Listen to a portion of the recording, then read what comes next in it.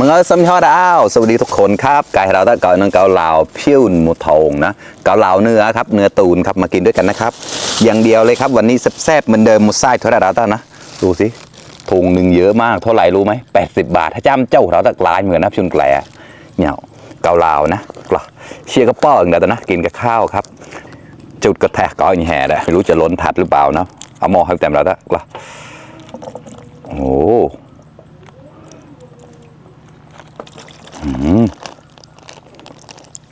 บอลหมดแท้กันแล้วกลายมากอะเยอะโอ้บอลหมดแท้กันแล้วเยอะมากเต็มถาดเลยครับ80 บาทดูสิคุ้มไหมลูกชิ้นชิมใหม่มัวแบบปัวปามซาวน์ราเปาแจมจีเจ้าจุ่มมัวลูกชิ้นจุ่มมัวใหม่แล้วถ้าพิมพ์แกลบแล้วได้ฮอดเนี่ยลูกชิ้น11 ลูกนะครับเยอะเลยครับมาน้ำซุปเขาโอเคข้อเหรอการเปลือกกุชีที่ผมมาได้ยินได้เราตอนนี้ไหลเปลือกสมอดก็ตั้งเก่าหนกๆเลยนะฝ่ายเดินไหลเดินแฉก็หมมาต้อนนะฝากกดไลค์กดแชร์ด้วยนะครับเพื่อนๆมาครับปรุงสังเล็กน้อยครับได้ละเจอขนมส้มนี่อันนี้พริกน้อยไปหน่อยปล่อยเอาอย่างนี้ใส่น้ำตาลเล็กน้อยนะชื่อว่าอะไรปลอดทงเลย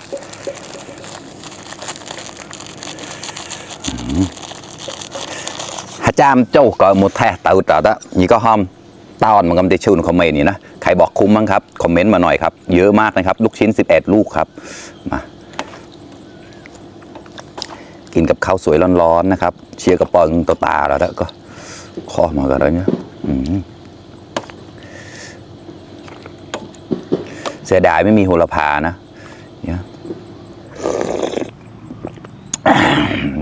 โอ้ยดีโหมาครับขำโตโตหมอกตุ๊ดเต้าตั้งเราได้ลูกชิ้น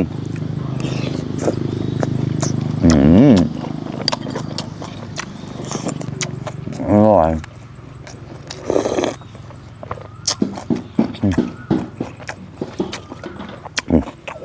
เนี่ยเนื้อตุ๋นว่ะขำโตโตหมอกตุ๊ดเต้าตั้งเราได้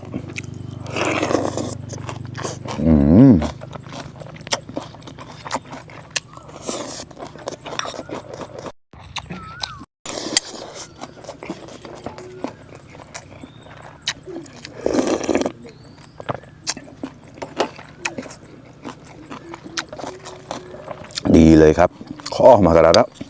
มันก็เชียร์ปอนก็มันจอดเราได้ยินนะมากินข้าวด้วยกันนะครับเพื่อนๆมาครับดูลูกชิ้นสิแบบดีมากเลยครับ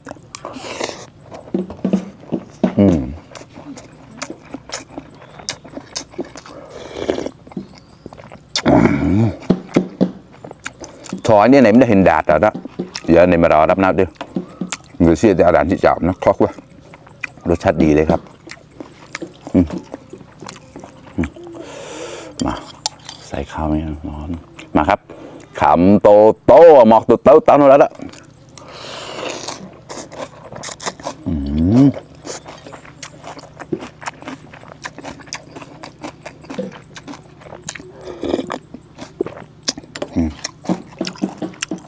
เนี่ยปองเนี่ยไส้ครับ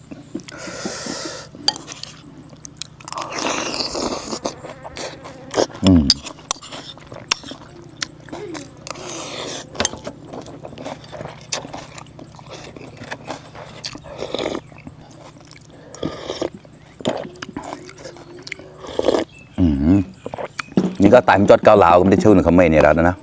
เชื่อข้อมนุ่งเราเชื่อกระป๋องมาตับแป๊กมากันก็กลายมากันแล้วถ้าเฮียเชื่อเอาวันเท่าแห่เผาแสเลยจำเจ้าวันแทกกันแล้วถ้าแล้วเนี่ย